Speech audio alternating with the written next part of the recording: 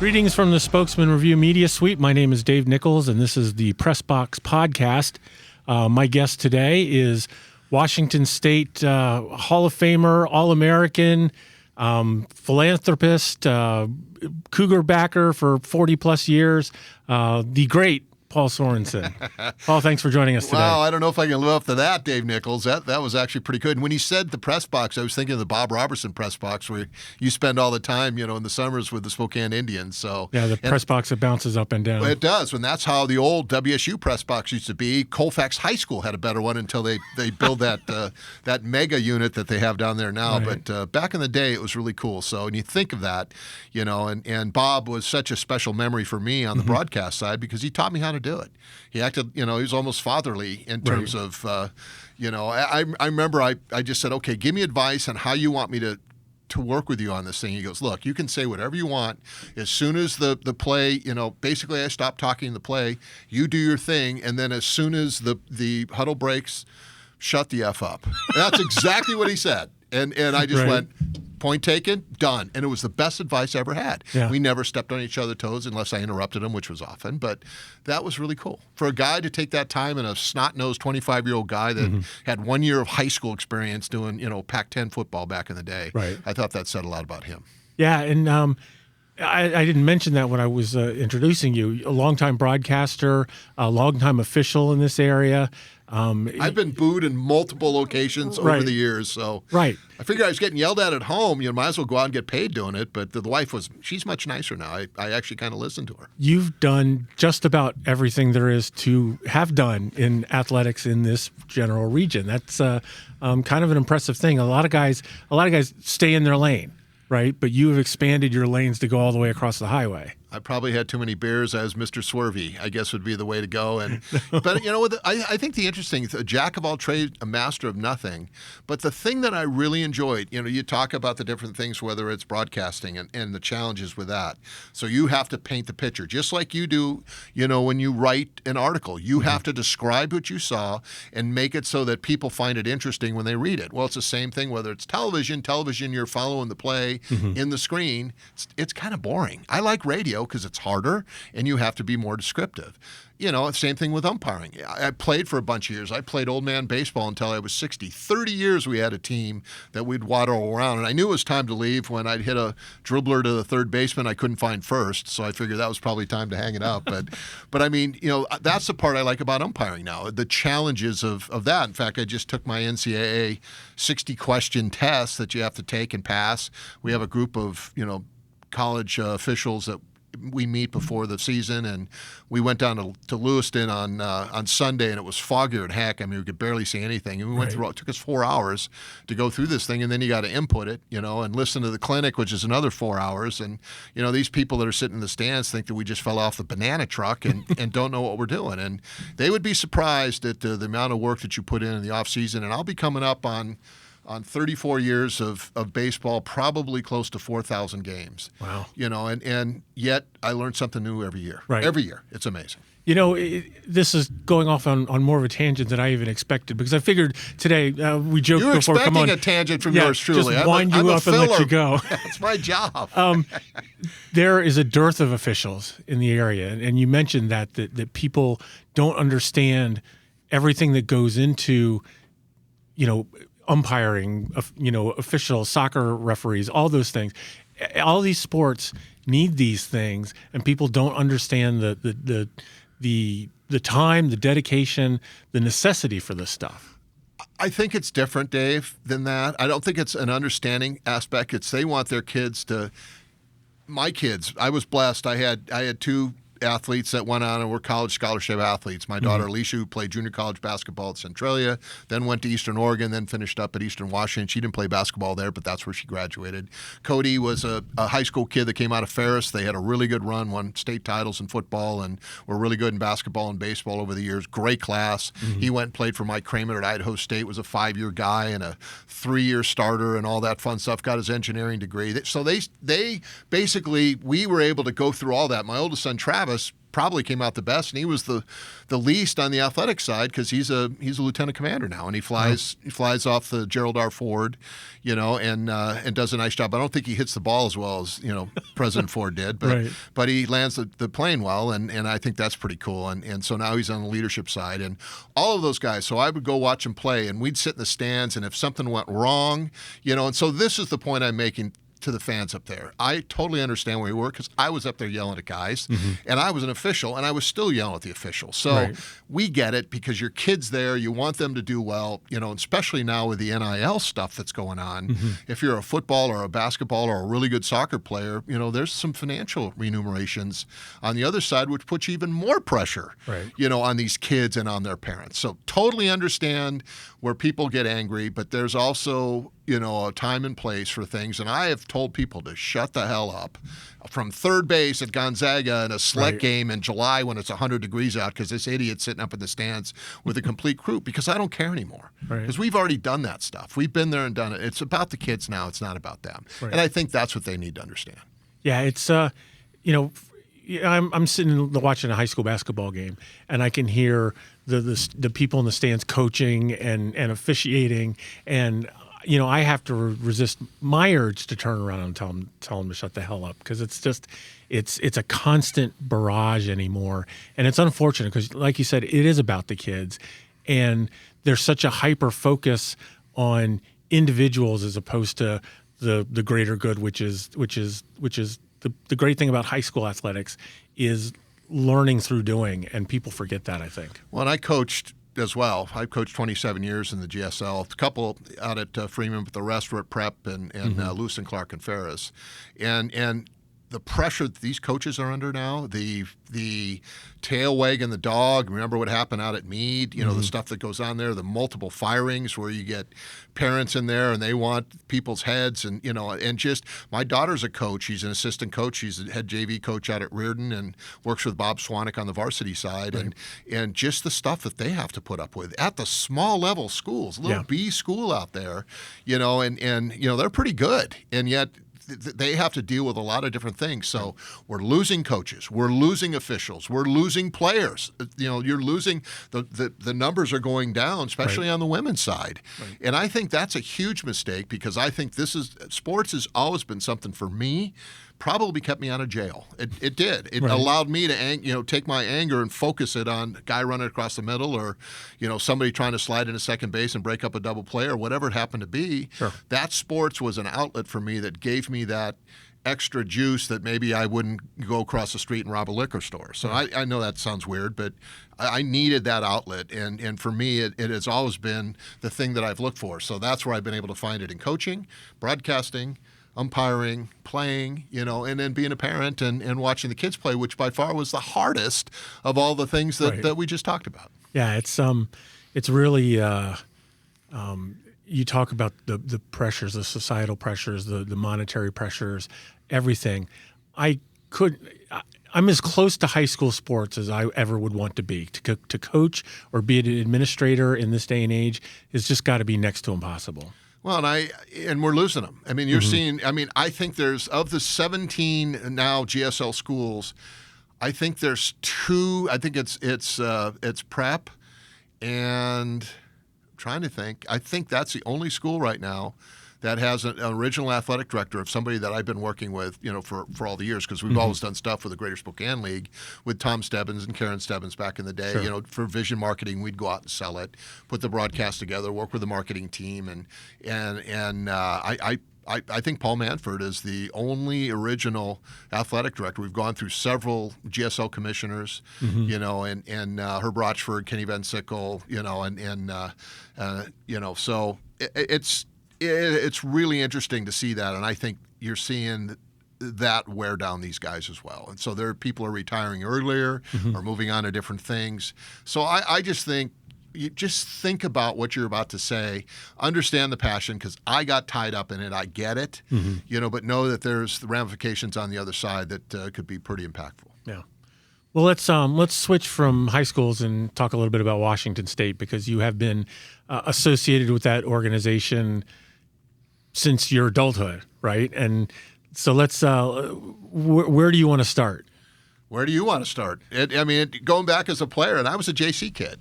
So I was a kid that was an undersized, athlete on a bad football team down in California. I was a good student. Mm-hmm. So I didn't have the student issues. In fact, I actually got into Stanford, at JC, myself and Mark Pleiss.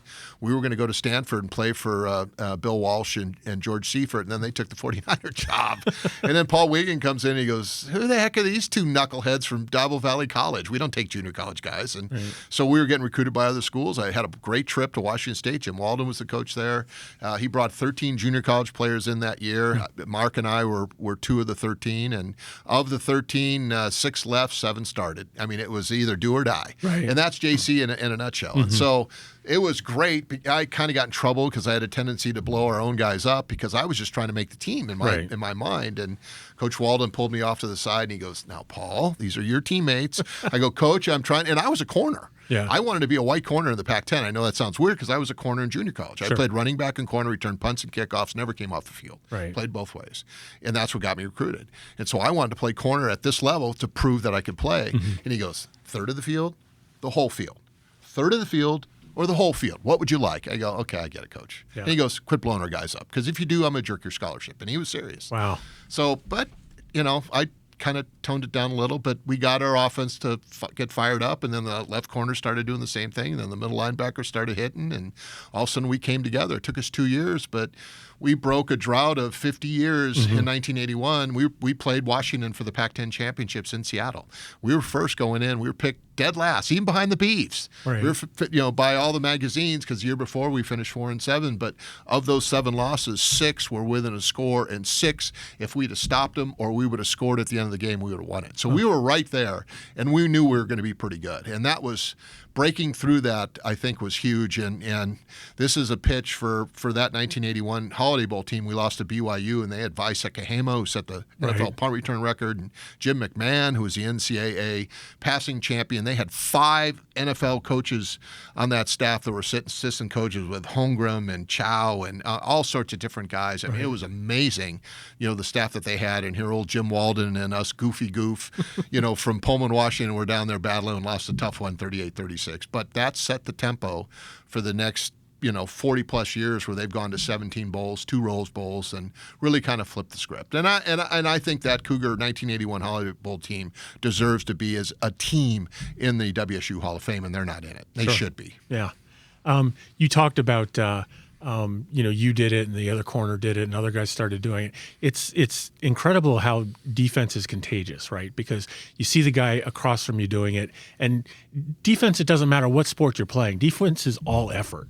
Right, there's a certain bit of guideline and coaching. You got to have some mental acumen too to kind of put yourself in the right spot. But you're right, it's effort, and we had a really good staff. Jimmy Burrows, whose son is not a bad quarterback for the Cincinnati Bengals. Mm-hmm. He was a grad assistant, had played up in the CFL. He was a corner at Nebraska, was one of our corners coaches, and he taught me really the element of what to look for on film. Look for tells and, see if a receiver is giving away a route, and you can tell coming off the line of scrimmage if one guy's going to run faster than the other, who the primary guy is. And I could always find a lineman that was going to give me a good run pass read or a quarterback that would go to his mouth or had certain tendencies. And you look at that stuff in film, and in the NFL, it's even more. Right. And they know that you're looking at it, so they give you false stuff. So they mess with you because they know that you're looking at certain kinds of things, and so they're going to give it to you and do something else. So it kind of wipes that out. But I learned a ton from him because he was a professional athlete, and I learned how he would watch film, how he would lead from the back end, and I really tried to emulate his coaching and do that on the field and be the coach on the field and get our guys lined up and made sure we were in the right spot, and it was really fun. Yeah. We've had a couple of discussions here early in the basketball season about the state of Washington State and the state of college football in general, and college athletes. I shouldn't say college football specifically, college athletics. One of the things that I think is getting robbed from college athletics now is you take a guy like John Mateer, who, for all intent and purposes, should be a folk hero at Washington State. And now, because of all the new rules and everything else that's going on, he's going to end up being a side note. Well, he's getting $3.5 million a year for 2 years. He got a $7 million bag. Right. My son had that opportunity. I would say, son, go. Sure. But to your point, he could have stayed. Jack Thompson did this. Jack Thompson went through 4 coaches in 4 years. Jim Walden basically was fighting to get that job, which he ended up getting because Jack went to bat for him, from that perspective, and ended up staying, becoming a 3rd pick in the in the 1st round, and did some great stuff, and is iconic because of it, because he stuck around when he could have left. So to your question, John Mateer could have done the same thing, just like the running back for Boise State did. He stayed. Right. He had $1 million NIL deal, and Boise went all in on him and kept him around, and he had, in my opinion, was a Heisman Trophy winner. He just didn't get the votes because the popularity contest, went to Deion Sanders and the Golden Boy at Colorado. Great athlete, don't get me wrong. Right. He had a better year. Yeah. So from that perspective, I don't blame him. But the sad part is I feel bad for these kids from 18 to 24, whatever the thing is, that they have to make those kind of decisions. The NCAA's got to figure this thing out. They've got to put some guardrails on it. They've got to change the transfer portal till after the bowl games, have one transfer portal a year, and then, and here's the sad part. Say there's 10,000 people that go into the portal. 65% of those won't find a better home. Right. Okay? 3,500 will. And it's going to get even worse now because you're only going to have 105 max now on the FBS schools because of this Bannon decision that's coming down the chutes here in July. And they're going to be able to offer schools now. We'll be able to add additional scholarships to the different teams and do NIL kinds of things through the university up to $20 million per school. Washington State probably maybe won't. I don't think they're going to do $20 million, but they could do 10. $5 million to scholarships, $5 million to NIL, gets the Cougar Collective NIL, together, and all of a sudden you're at $10 million. You can compete. You can now offer, different sports. Right. Jen Greeny left and went to West Virginia. One, because she didn't like Pat Chun, which was disappointing because if she would have waited 2 months, he would have left and she could have stayed because she had a great program going. Sure. But the owner of the Diamondbacks basically is a West Virginia grad and gives $5 million a year. He's the only NIL donor that West Virginia has. Wow. But every school, every sport at West Virginia gets a piece. She gets $75,000 to help with volleyball through the NIL. We haven't gotten to that point yet. We've done a good job with football and basketball, maybe a little bit with soccer, but we need to do better with baseball and all the other sports. We had 5 track and field athletes come up, on Friday with Bobby at Indaba put together a deal with the Old Crimson coffee. That's, money gets donated back to that. We had a donor come in and put together a $1,000 match. So we ended up raising $2,500. So we brought 5 athletes in. We did an NIL with all 5 of them. We gave away free coupons, which reminds me, I've got some Indaba coupons to give you. I know how rich you guys are, in the newspaper business, but I figure a freebie coffee is probably not a bad thing, and it's just right down the street here. So we'll take care of you on that for lowering your standards and let me on the podcast. But I think to answer your question, yes, if you would have stayed, it would have been iconic. And I was just disappointed in the way, Coach Dickert basically left. It was very sophomoric in terms of how he went out and how he did it. I personally like him. Jake did a great job under brutal circumstances. Right. And if Wake is where he wanted to go, I think if he would have waited a year or two, Wisconsin's going to open up, and he would have gotten the Wisconsin job. Sure. So now can you get it from Wake? And in 75 years, they haven't had a single coach ever get poached because they either get fired or they quit. Right. Well, Washington State, you do a good job there, and that's what I told the new coach coming in. I said, 5 years from now, you'll double or triple what you're going to make unless you want to stay here. And he's one of those loyal dudes. He spent 16 years at South Dakota. Have you ever been there in the summer, in the winter? I've been to South Dakota. Yes. The only school I haven't been to is South Dakota State, but I know where Brookings is, and I've driven through there, and it's a little rough. You got to be a special cat to do that stuff, but they breed a certain kind of person, and this guy is going to fit in because Washington State's culture is similar to theirs, and he's a culture guy, and that's what the Cougs need, and that's what Jake had built. That's why I'm sad to see that he had left, and 38 guys went in the portal. Out of those 38, 18 have found homes, and the other 20 haven't. 10 of them have come back, and there's 10 that are out in the weeds right now with no place to go. You wonder if all those guys go in the portal if he stays. I mean, obviously a certain percentage of them will, but not to that you total probably number. Would have had 5 to 10 guys go. Because the money, and they're going to ASU. They're 8 of them went to Wake. You had Mateer at Oklahoma. You had guys going to Kentucky and Vanderbilt and TCU, and I think Arizona and Arizona State. There were some really. Buddha, unfortunately, he did the wrong thing. He went across the mountains, went to UW. That's the disappointing. We're going to be throwing water bottles at his ass. Here in in the fall when he comes in Pullman. But, Yeah.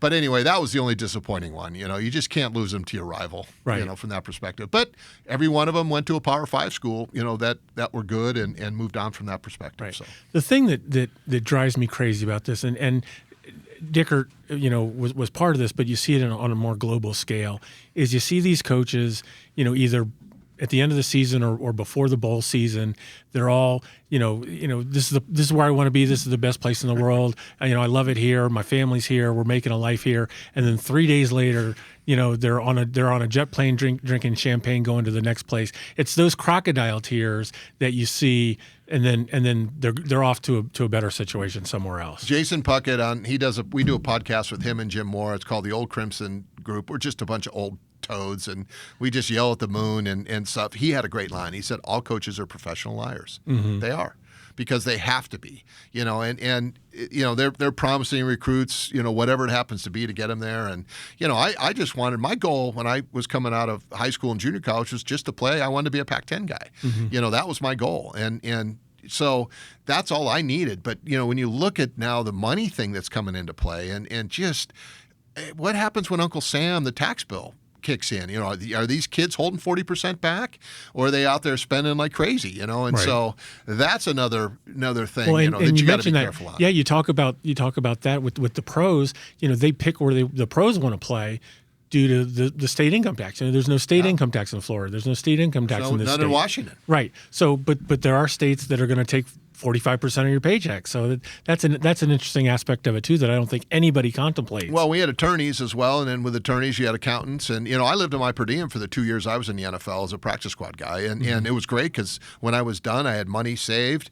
I knew I never unpacked. I had a steamer trunk with my clothes. I'd wash it, put them right back in it, waiting for the guy to go, turn in your playbook, Sorenson. It's like, okay, Right. Thank you. Time to go. I kept looking around. It's like, good, they haven't cut me yet. This is great. Yeah. Or you get cut and then you get brought back in and things like that. In fact, I found out when I got cut from Cincinnati at the end of the season, there was a strike year. We lost 9 games, came back to Washington State and watched the Cougs beat Washington and break that 8-year losing streak. Right. When Chuck Nelson kicked the field goal that went wide left, he said at Washington it would have been good. So we think that the goalposts at UW are a V as opposed to going straight up because, it was outside the – missed barely, but it was still outside the pole. And, Right. And I found out from the player from San Francisco, I got a call from Warren McVay, the player personnel GM, saying that I'd gotten picked up in waivers, and I didn't even know I got cut.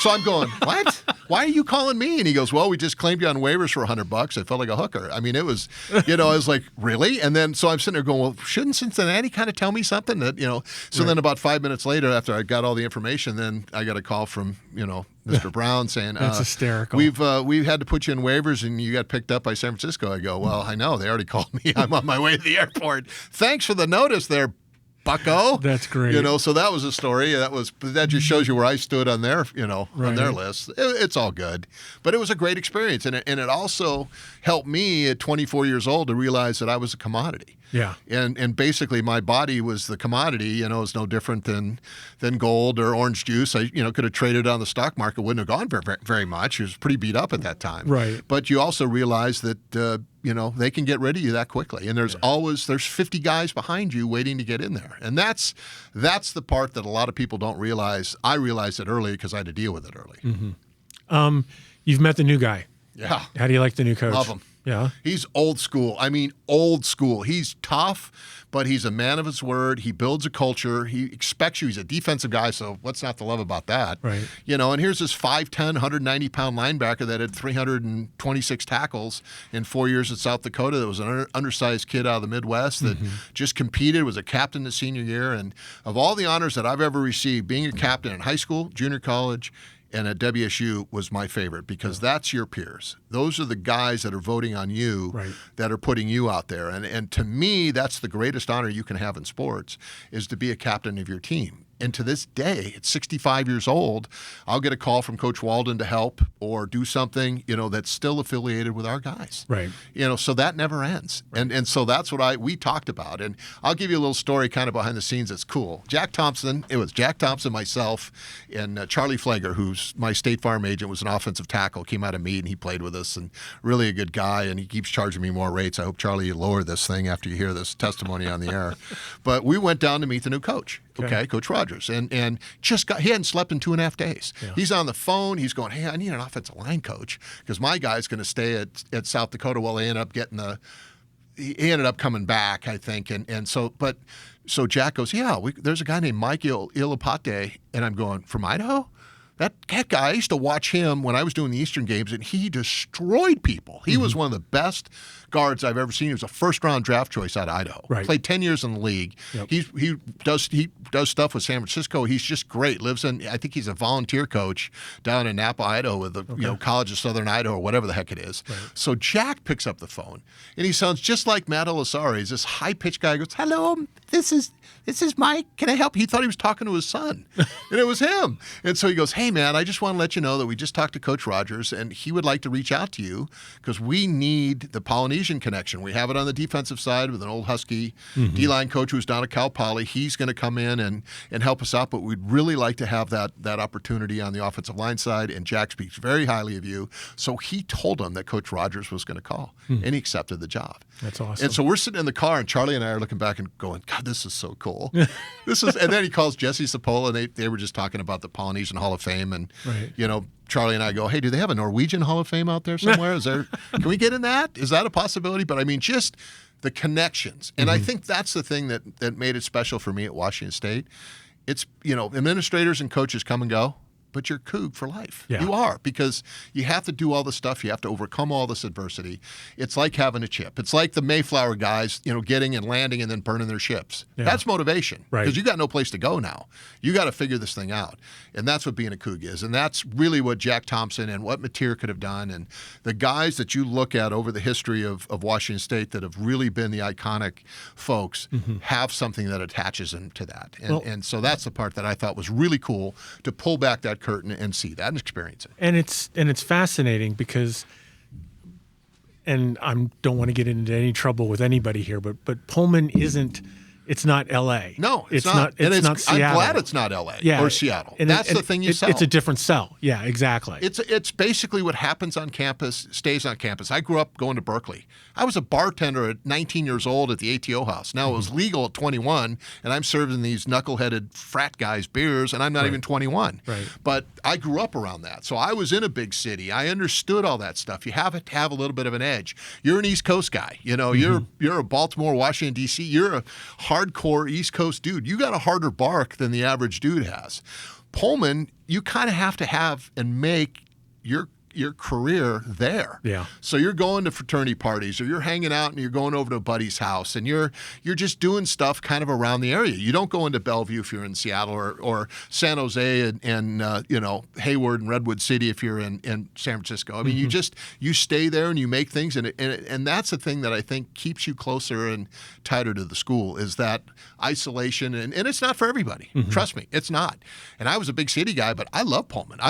Because I had to focus on school, and I had to focus on football, and I wanted to beat the California schools, because those were my friends, and those are the people you tend to want to beat the most. Right. Well, that's it. You're not from here. You are from California. Well, I was born in Tacoma, so I claim that. I'm actually a native Washingtonian. How about that? Well, there you go. But not for only 2 years, and then we had to leave because my father was in the military, and guess what? You moved every 2 years. Exactly. But you make Pullman your home. You make it your home, and to see. And you talk about the Polynesian connection. It's endlessly fascinating to me that you take people from all over the country and then you dump them into where they go to college, and all of a sudden that's their identity. That's something that I don't have. I went to a commuter school back east. I very rarely have any connection to where I went to college. So I didn't have that experience. And it's endlessly fascinating to me that when people end up making where they went to college their personality. I know a ton of folks that went to Michigan. That's their personality. Guys, it's just that. What sports also did and what Pullman also did? It also made us colorblind. So it didn't matter if you were from Compton Right. or you from Walnut Creek or you were from the Rock, Pago Pago, American Samoa, or wherever, Seattle, it didn't matter. We all came in. It didn't matter what color you were. It didn't matter what, we were all Cougs. And, Right. and the other thing that I realized at the time too was the connection on the Polynesian side and how loyal and they're like your brothers, and you've got to take care of them because they will take care of you. Right. But that's really the essence of what I got out of my experience at Washington State, and I was only there for 2 seasons. Right. Guess what? I got 2 years of eligibility if you go with the NCAA rule. Problem is, I couldn't fit my pants on. I'd pull a hamstring trying to get out of the locker room. So I'm going to die with those 2 years and have to go bye-bye and start icing myself right now. But man, I'd love to get. Well, I don't think I'd make it. I think my knees would have been gone and shot. So it is what it is. The last thing that I want to ask you specifically ties into what we were just talking about is, Washington State is now going to be competing directly against Gonzaga in some sports. And for the longest time in this area, there's kind of been this adjacency where you root for one, you root for both or whatever. And now they're going to be in the same league as each other. That's got to be just a whole different dynamic. We grew up with that. We had the Pac-12 North. Yeah. So we played baseball against them, and we'd play them in basketball once a year, and then that went bye-bye, for a while. So we were always used to having Gonzaga on the schedule. Now, they've been undefeated in football since 1949, so they have that going for them on that perspective. But I think it's fantastic to get that rivalry back. With Mark Few, he's a first-ballot Hall of Fame guy. What Munson has done, and Billy Greer and Leon Rice and Fitz. I dealt with those guys. We had the radio rights, Right.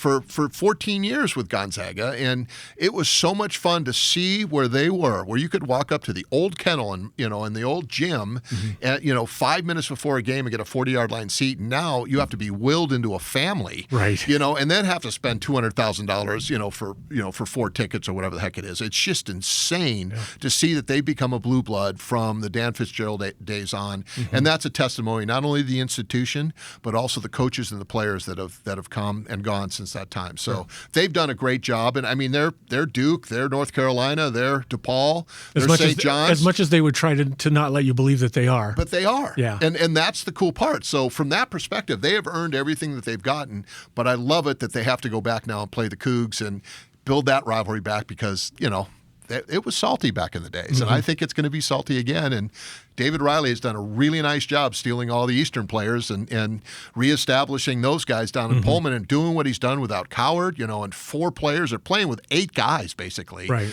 And they're 13-3.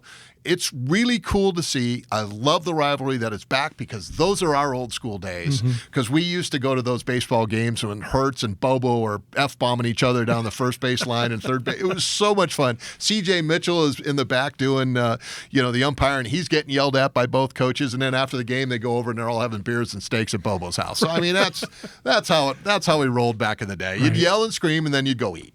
And that's part of what made college athletics, college sports so much fun, right? And there's just not as much of that anymore. Because you lose the guys. And you know what it is? Basically, Division I, whatever sport now is a junior college. You get 2 years.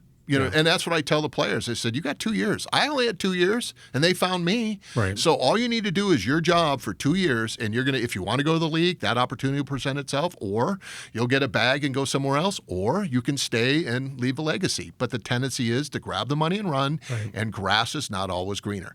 God bless the collective for what they've been able to do in a short 2.5 year period. We started with $10,000, and we'll be over $3 million this year, in terms of where we started. And I think I give the Cougs and I give, the collective, all the guys that have put in so much hard work.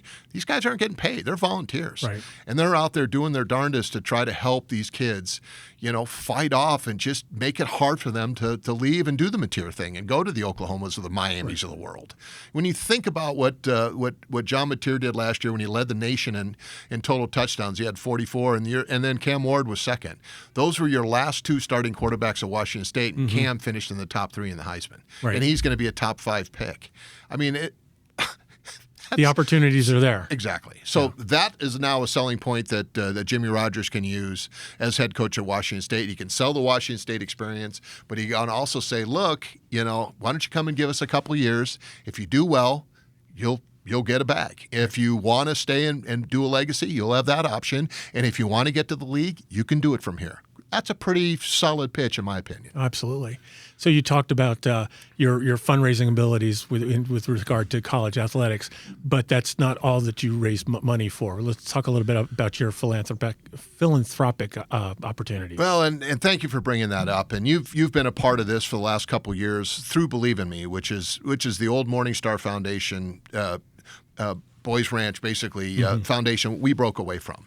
They had 22 kids that are pretty messed up that they have to take care of, and we kind of wanted to catch, throw a wider net and start them before. So we really do marginalized kids. We do homeless kids, and LGBTQ2. We do all the different stuff from a standpoint of foster kids and pregnant teens, and just trying to work with groups and help them raise money because they're doing such outstanding stuff out on the streets. But we've also branched into the 501c3 side with a program called Cougs for Kids, which is a 501c3 non-charitable deal. And that last thing that we just did, Bobby at Indaba is the and by the way, I have bribed Dave Nichols with free coffee at Indaba, and that's the only reason I got on this podcast, because he's going to get a what are you going to like a triple hot cocoa or something? No, I'm very simple with my coffee taste. So, are you? Yeah. So you're just black and nothing in it. Yeah. I can give you enough of that so you'll be able to stay up and write some really good articles. But basically what we did, is, as an example, is last Friday, we brought in 5 track and field athletes, four ladies and a guy, 4 pole vaulters, and a heptathlete, just they were great.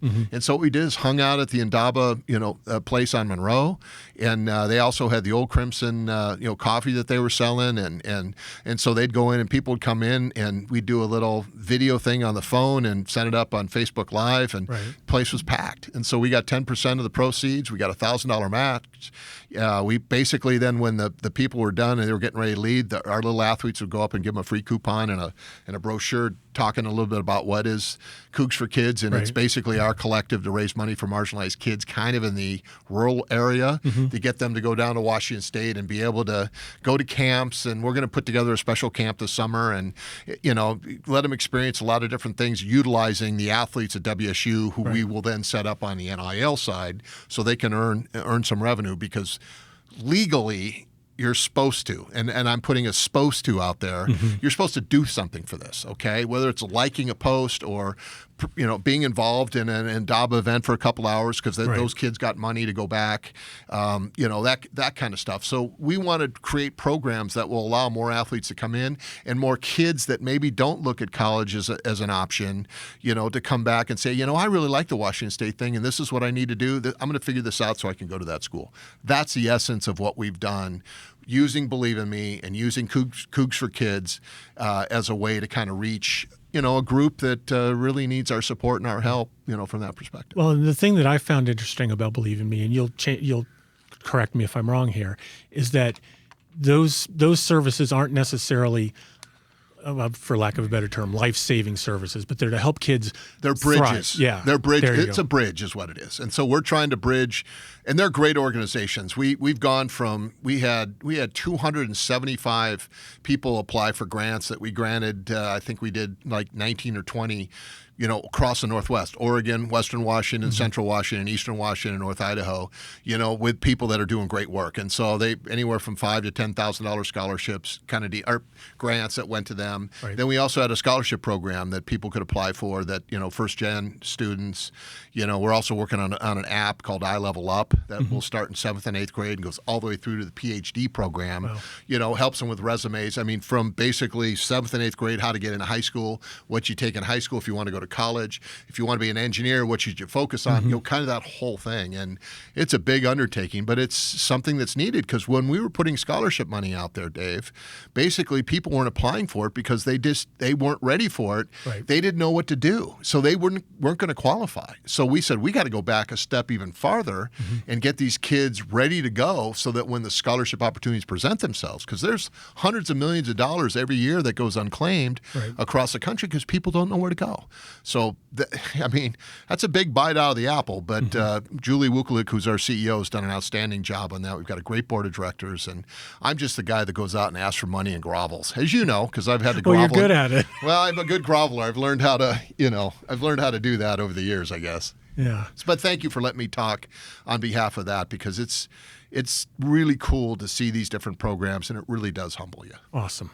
Well, great. Well, we could probably sit here for another couple hours and do this, but I got a parking ticket because I was waiting for you because he had a flat tire, so I had to wait for this goofball to change his tire. Just call AAA or something, man. The forces of evil were conspiring against me today. That's usually something that happens to me, so I'm sorry that happened, and I am making fun of your misfortune, but that's what I do. Exactly, and I'm more than willing to take it in this instance. That's Paul Sorenson, Washington State Hall of Famer. I'm Dave Nichols. Thanks for joining us on the Press Box Podcast.